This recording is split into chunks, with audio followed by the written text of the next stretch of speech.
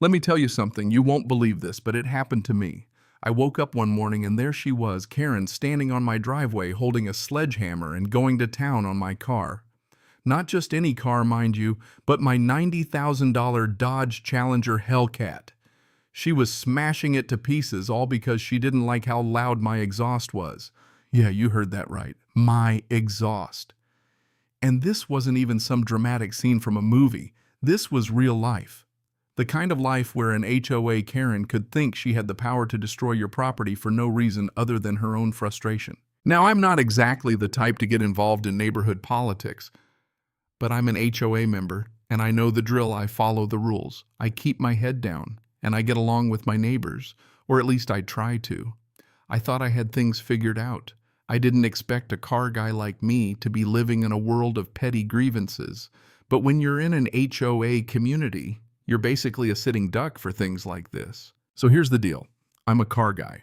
I watch car shows, and I've always dreamed of owning a muscle car. It wasn't some random impulse either. I worked hard for it. And when I finally had the money, I bought myself a Hellcat. It wasn't some $1 million sports car, but it cost me a pretty penny, $90,000 with all the options, and I loved it. This thing roared to life every time I started it up. It was a masterpiece on wheels. Sure, the exhaust was a little loud, but come on, that's what a muscle car is about, right? Enter Karen. Now, she wasn't on the HOA board or anything official, but if you've ever met a person like her, you know that doesn't matter. She might as well have been the president. She was always sticking her nose in other people's business, and for the longest time I'd been doing my best to avoid her. I'd nod and smile when I had to, but mostly I kept my distance. There's only so much you can do when someone like her starts poking into every little thing you do right. But then came my Hellcat. And that's when the real trouble started. Karen, who apparently had nothing better to do with her time than monitor everyone's every move, started complaining about my car. My exhaust. It was too loud, she said. The sound made it impossible for her to sleep, she claimed. It wasn't even midnight when I would drive it around, and my driveway wasn't even close to her house. But that didn't stop her. She started taking photos of my car like that was somehow going to make a difference. I was baffled. There was nothing in the HOA bylaws about car exhaust, and yet Karen was convinced my car was a problem. She wasn't about to let it go, though. Then the notes started. She'd leave them under my windshield wipers, preaching about the dangers of noise pollution. She went on and on about how it made the neighborhood look bad and that loud cars attract criminals. I'm not even sure where she got that from, but she kept going like she had a personal vendetta against my exhaust system. Now, I wasn't a saint. I wasn't revving my engine at 3 a.m., and I wasn't intentionally being disruptive. I was just enjoying my car, which I'd worked hard to own. But Karen didn't see it that way. She kept going on about how my car was ruining her peace, and I was getting more and more frustrated. One day, after weeks of her stalking my car and leaving me ridiculous notes, she came over, sledgehammer in hand. I didn't even know she was on my property until I heard the smash of metal and the wail of my car alarm. By the time I got outside, she had already done some serious damage. I stood there frozen. My first instinct was to stay inside and pretend I hadn't seen what was happening. I mean, what could I do?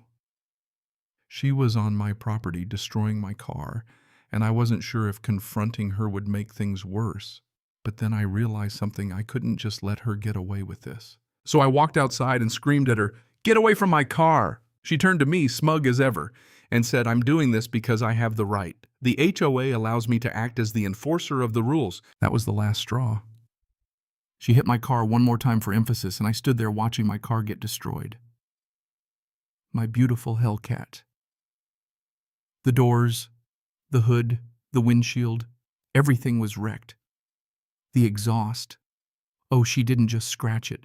She bent it out of shape, hitting it so hard that I honestly didn't know how it was still attached. I wanted to cry. I felt numb. I was standing there in disbelief looking at what was left of my car. I didn't know what to do. I was in shock.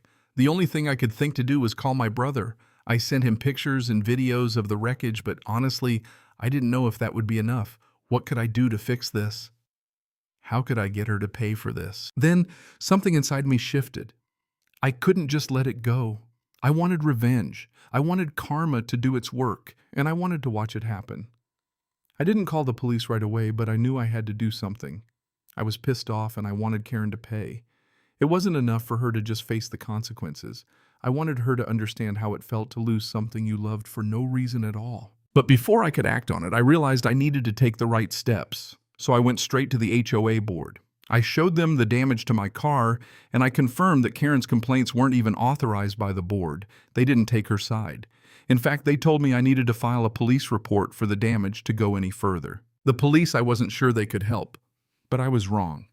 When they came out to inspect the damage, they didn't just write a report. One of my neighbors had seen Karen swinging the sledgehammer, and they were willing to testify. That was the smoking gun. Months later, Karen was hit with felony vandalism charges. She tried to deny it, of course. She tried to claim she was just protecting the neighborhood, but the truth was there for everyone to see. She pleaded guilty, though her lawyer managed to get her a reduced sentence. She was put on probation and forced to pay for the repairs to my car, plus some extra for the emotional distress she caused me. And the best part, my Hellcat. It was back to its shiny, pristine condition thanks to a top-tier detail shop. I'd been stressed about getting it fixed, but once I saw it in perfect shape again, I felt a huge weight lift off my shoulders. The HOA even made it clear to Karen that any more trouble from her would get her banned from the community. No more complaints, no more spying, and definitely no more destroying people's property. She had learned the hard way that you can't bully people with the power of a sledgehammer or the HOA rules. And now every time I start up my Hellcat, I feel a little smug knowing I stood my ground. I didn't let a Karen ruin my dream car or my life. But here's the real kicker. Do you think Karen deserved her punishment? Was it fair? What would you have done in my shoes? Drop your thoughts in the comments below. Oh, and don't forget to like and share if you've ever had to deal with a Karen of your own.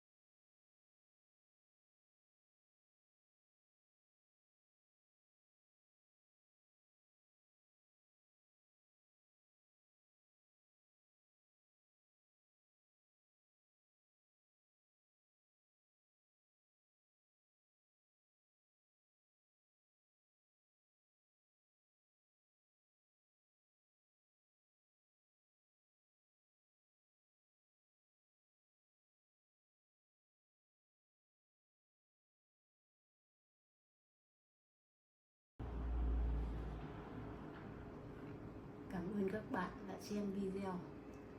Cảm ơn các bạn đã xem video.